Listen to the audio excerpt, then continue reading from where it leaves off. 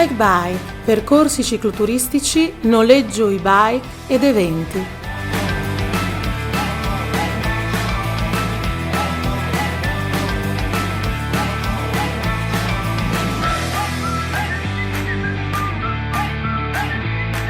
Visita il nostro sito www.welikebike.org. Un saluto a tutti gli ascoltatori della Web TV Esplora e Ama. Stiamo trasmettendo come di consueto dal Record Space di Città Fiera e benvenuti al nostro consueto appuntamento con la trasmissione Municipium. Andiamo a trovare i sindaci, andiamo a sentire che cosa stanno facendo nei loro comuni e a scoprire novità, a scoprire anche le attività che magari si sono fermate, altre ripartiranno, altre riguardano le famiglie, altre il sociale. Insomma, andiamo a fare un focus sui comuni del Friuli Venezia Giulia. Oggi andiamo nel comune di Mireto di Tomba e ospite qui con noi c'è il primo cittadino, Claudio Violino. Buongiorno Claudio. Buongiorno a voi e a tutti i telespettatori, anzi i web spettatori. I web spettatori, bravissimo, questo ha coniato un bel termine. Ecco, allora io direi di partire subito, di andare subito al sodo della questione. Noi stiamo vivendo un periodo molto difficile, un periodo che ha messo a dura prova tutti quanti e ovviamente nelle paniere delle cose, delle attività, delle situazioni messe a dura prova ci sono anche le amministrazioni comunali.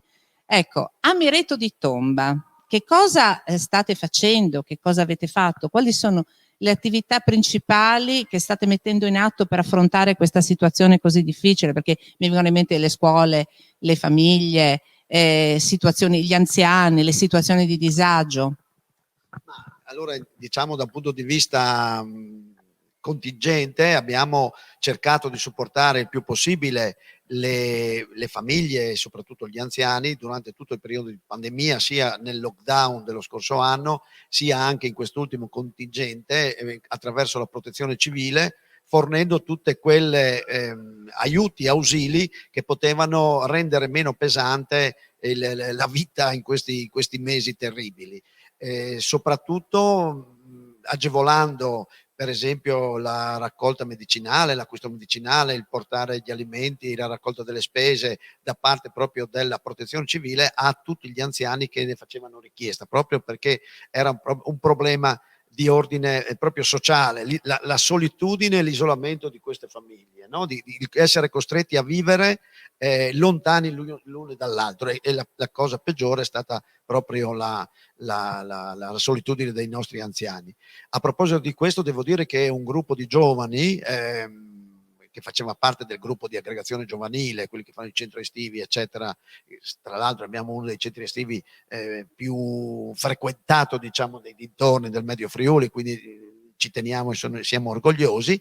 Durante il lockdown dello scorso anno hanno fatto attraverso il telefono una serie di interviste agli anziani, alle persone meno giovani, sono anch'io tra quelle ormai quasi, no? Andando a rievocare, chiedendo a loro con la scusa di una telefonata eccetera, chiedendo quello com'era la loro vita durante la loro giovinezza eccetera eccetera, e poi ne è uscito un libro che è particolarmente apprezzato, letto da tutti e non solo ha aiutato gli anziani a sentirsi meno soli, ma addirittura è stata quasi una trasmissione di cultura delle vecchie generazioni alle nuove, che forse in questi ultimi tempi c'era questa divisione, no? I giovani non sanno quello che capitò solo 20, 30 o 50 anni fa. Questo ha agevolato, ne è uscito un libro che al di là, ripeto, della contentezza per la lettura di quello che vi era raccontato, è anche un valore culturale notevole. Questo per dire, insomma, ecco, la protezione civile per noi è stata un punto fondamentale, per cui abbiamo attivato molto, e anche il gruppo giovanile e anche molti volontari, perché molti volontari pur controllati, istruiti sul come affrontare il problema della pandemia, hanno aiutato proprio togliendo le distanze che esistevano all'interno delle nostre famiglie. Ecco, quindi bellissime iniziative. Io direi che questa del libro, tra l'altro, penso che sia una delle più belle che ho sentito finora, perché io ricordo che almeno alle nostre epoche, no? anni fa, ci piaceva andare dai nostri nonni, farci raccontare la storia, come vivevano, quello che facevano, e a loro piaceva raccontare. E queste sono quelle iniziative che fanno sì che poi anche i giovani, attraverso la voce dei nonni, delle persone anziane che hanno vissuto epoche completamente diverse dalla nostra, hanno la possibilità poi essi stessi di viverle in prima persona attraverso questi racconti. Ed è un modo molto bello per far convivere delle generazioni diverse. Cioè trasmettere cultura. Complimenti, perché questa è una bellissima iniziativa. Titolo: Contimi una storia. Ah, bellissimo. Sarebbe piaciuto anche a Fontanini. Ah, sicuramente. Sicuramente anche il sindaco di Udine avrebbe apprezzato questo. E poi io adesso invece mi collegherei al discorso delle attività in sé, degli eventi, perché noi sappiamo che ovviamente la pandemia ha fermato tutto dappertutto, quindi anche a Mereto di Tomba si sarà fermato tutto. Però ci sarà una ripartenza, io spero anche presto, insomma, che è anche ora. Avete qualcosa di bello in programma, qualche evento, qualche attività alla quale state lavorando, qualche curiosità da dirci? Ma allora, intanto premettiamo che abbiamo due realtà imprenditoriali molto sviluppate, molto forti, che non sono mai state chiuse. La di Pharma, che è una impresa di produzione di intermediari farmaceutici, e la Biofarma, che tra l'altro si è fatta conoscere per aver prodotto anche dei farmaci funzionali alla pandemia, i tamponi veloci, eccetera, eccetera, quindi e sono in continua crescita, quindi diciamo noi abbiamo sentito meno questo blocco imprenditoriale. Certamente invece soffrono molto tutte le realtà legate ai centri storici, ristoranti, bar, gli alimentari, tutte queste attività hanno risentito. E poi hanno risentito anche da un punto di vista sociale, perché è quasi un cambio di mentalità. Il bloccarsi nei confronti degli altri nei piccoli paesi è un blocco psicologico di non poco conto, che secondo me non l'abbiamo ancora superato del tutto. No, ecco. Per tornare alle nostre attività, noi come Mereto siamo a una decina di chilometri da Udine, dozzina di chilometri da Udine, dal Viale Cadore, la rotonda di Viale Cadore, per arrivare al primo paese che è San Marco ci metti 5 minuti. Quindi abbiamo scelto di puntare come obiettivo di questa nostra amministrazione a rinforzare il valore residenziale del territorio, cioè costituire un'opzione anche di acquisto della prima casa da parte dei giovani che con 5 minuti di macchina riescono, invece di scegliere di abitare a Udine, abitano in piena campagna, con ovviamente ricadute sulla qualità della vita e forse anche a costi immobiliari minori rispetto a Udine. Quindi puntiamo a rivitalizzare i tessuti sociali, i centri storici, proprio per fornire, oltre alla casa per vivere, anche un minimo di attività sociale aggregativa, uno svago, e questo secondo me nei piccoli paesi, anche vicino a Udine, è un obiettivo di primaria importanza, perché in questo tourbillon della globalizzazione a tutti i costi, i piccoli paesi, diciamo, hanno risentito, le attività commerciali nei centri storici ne hanno risentito, indipendentemente dalla pandemia, e quindi questi vanno in qualche modo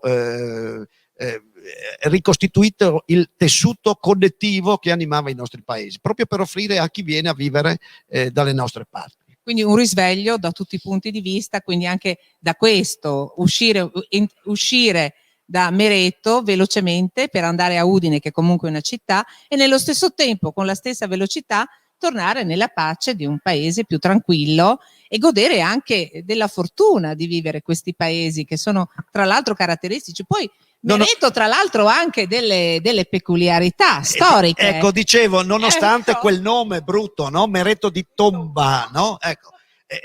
Spiego sempre, ma cosa vuol dire di Tomba? No? Di Tomba il nome viene preso da un monumento protostorico del secondo millennio avanti Cristo, età del bronzo, la Tumbare, che è una tomba a tumulo, un terrapieno alto ancora 6,5 metri, il più grande monumento funerario di quell'epoca in regione e forse anche in Europa, dicono, che sono stati dal 2006 al 2008 oggetto di campagna di scavo archeologico da parte dell'Università di Udine con la soprintendenza, e proprio hanno trovato il cadavere lo scheletro di questo antenato, no? Che risale al 1750 avanti Cristo, quindi voglio dire 3500 anni fa. È un qualcosa che risale, diciamo, al periodo in cui c'è stato il famoso vulcano a Santorini che ha eliminato tutto il mare Egeo e la civiltà di Cnosso. Sono coeve, fatte le debite distanze ovviamente, no? Ma certamente è un qualcosa che abbiamo nei nostri paesi, perché non è solo a Tomba, ce n'è a Flaibano, c'è un castelliere a Rive d'Arcano, c'è un altro castelliere a Mereto, c'è a Sedegliano, cioè tutta una serie di monumenti che fanno un compendio unico nel Medio Friuli di monumenti protostorici recentemente studiati che sono misconosciuti, nessuno li conosce. Puntiamo anche a questo e diciamo abbiamo abbastanza soddisfazioni perché è stata fatta una mostra recentemente esponendo il calco dello scheletro e tutti i riti che su questa tomba tumulo venivano eseguiti durante gli anni, che ci lega alla cultura delle tombe a tumulo dei paesi balcanici, no? Ecco, diciamo, questo è una parte culturale che è caratteristica e che secondo me va ancora studiata. Per esempio Udine ha ancora il castelliere più grande, era Udine, no? Sul castello, e gestiva, diciamo, era il punto di riferimento per tutti gli altri castellieri. In un momento, 3500 anni fa, in cui Roma diceva, no, era inculta per solitudine, dice Tito Livio, no? Perché volevano valorizzare Roma, no? Ecco, quindi prima non c'era niente, la civiltà è portata di Roma. Invece non è così. La prima popolazione, tra virgolette, stanziale potrebbero essere questi abitanti dei castellieri, che possono essere sicuramente i nostri antenati, ma chi lo sa, potrebbero essere il primordiale dell'etnia friulana, perché no? Potrebbe essere anche questo. Ecco, questo è molto bello perché in pochi minuti Claudio ha fatto proprio una panoramica del patrimonio storico e culturale del Friuli, che non è cosa da poco e che andrebbe valorizzato molto più di quello che attualmente si fa. Si può fare anche di più e quindi noi ci auguriamo che grazie anche ai nostri sindaci, agli impegni delle amministrazioni comunali, si possa avere anche questo, quindi la possibilità di poter entrare proprio in questi siti, nella storia, di poterla anche vivere personalmente grazie anche al recupero e agli impegni delle amministrazioni comunali. Però devo dire anche che andrebbe veicolata e quindi chiediamo un aiuto a Esplora e Ama. Esplora no? e Ama è disponibile? Alla web TV, no? Queste ecco, vanno scavati, ma i risultati vanno anche comunicati. Esplora e Ama si rende disponibile, tra l'altro noi facciamo la nostra trasmissione, scopriamo il Friuli Venezia Giulia, dove abbiamo i nostri due inviati, Romano Paludniak ed Elbrick Voss, che vengono proprio direttamente sul territorio e vanno a scoprire queste cose meravigliose. Quindi adesso aspettaci perché verremo a trovarvi. Vi invitiamo sicuramente. Veniamo con piacere. Claudio, prima di salutarci, naturalmente ti staranno guardando sicuramente i tuoi concittadini, ma anche altri ovviamente. Io chiedo sempre una cosa ai nostri sindaci, in un momento così difficile un messaggio di incoraggiamento, un messaggio di positività, una buona nuova. Ma diciamo che non c'è mai stato, si dice per Furlan, l'an dal nuie non è mai esistito, no? Cioè c'è sempre un lato positivo in tutto e anche questa pandemia, pur così tragica, drammatica, forse ci ha fatto capire che una pausa di riflessione, un guardarci all'interno, puntare su noi stessi e comunque un adeguamento al territorio è una chiave di lettura del mondo che nessuno può toglierci, nessuna pandemia e nessun processo di globalizzazione che è in atto può toglierci questo. La consapevolezza di questo forse è la cosa più corretta e più giusta che vedo, ed è anche un augurio per proseguire senza grandi sicurezze ma anche senza eccessive paure il prossimo futuro. Grazie al primo cittadino di Mareto di Tomba, Claudio Violino, ti ringraziamo di essere stato qui con noi. E ringrazio tutti i nostri ascoltatori della Web TV Esploreama. Vi ricordo come sempre che trasmettiamo dal Record Space di Citafiera e vi aspetto alla prossima puntata al futuro ospite di Municipium.